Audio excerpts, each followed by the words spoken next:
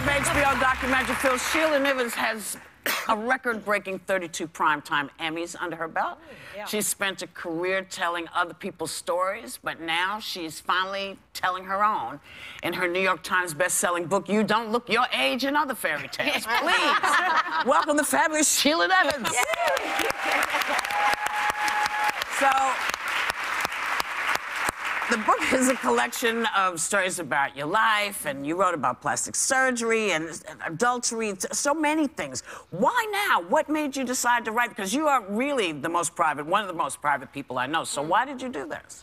I wanted you to know everything about me, Whoopi. So I already did. I was tired. Why now? Yeah. Why? Maybe I just was like a boiling pot, and like I didn't want the pot to boil over. Right. So I thought I'd come here and boil over. You feel better now? Yeah, I feel, you know, you can turn the flame off. I did my thing. Right. I kept my secrets for a long time. Yeah, you did. I never told you anything about myself, Yeah, did I? you told me everything. Then, in the book. No. We'll talk. We did. Yeah. It was secret. I thought this was a talk show. It is. But it was hard to tell in the book whether or not some of the stories were really your stories, like the frenemy chapter. You don't name who the frenemy is, but it seems like keep there my was job. a frenemy.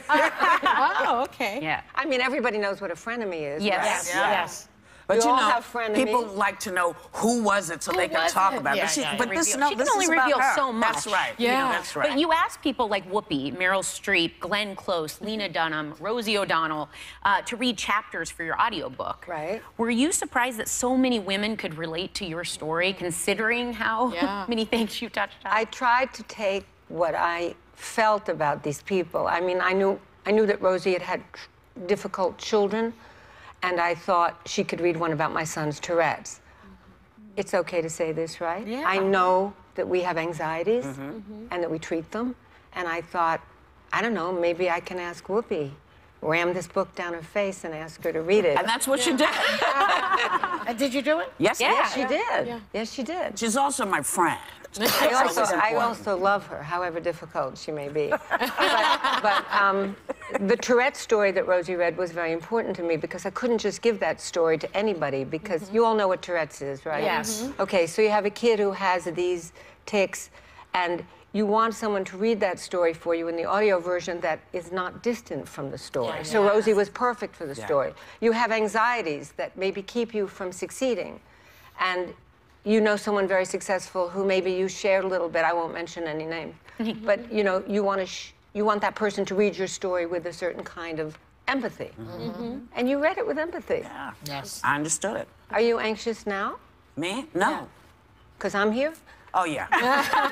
So, you know, Sheila, when you were first starting out Yes. in your career, was the 60s, right? Yes. So, You weren't even born then. right, that's true. I was in utero. But you thought that you had to act a certain way as a woman. You had to wear short skirts, you had to flirt, you had to come on to guys. All of that stuff, sleep with your bosses, which is, yeah.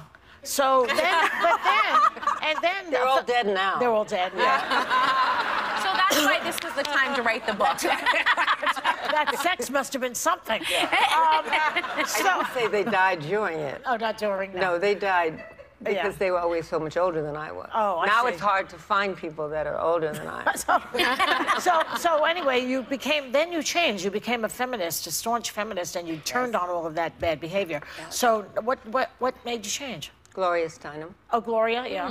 And the whole idea that I was as good as the guys I was working with, but I wasn't earning as much as they were, that I didn't have the confidence they had, that I couldn't ask for more money, that I couldn't talk back, and if I did talk, I would be interrupted. Yeah.